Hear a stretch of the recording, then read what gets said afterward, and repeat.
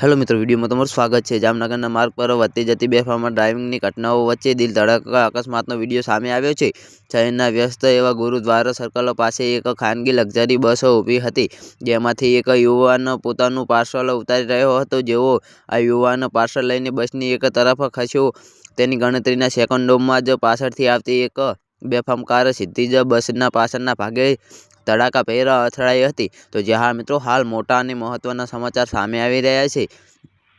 Viral થઈ રહેલા CCTV ફૂટેજમાં સ્પષ્ટ જોઈ શકાય છે કે જો યુવાન સાઈડમાં ખસવામાં એક સેકન્ડનો પણ વિલંબ કરતો તો કદાચ તે કાર અને બસની વચ્ચે ચગદાઈ ગયો હોત।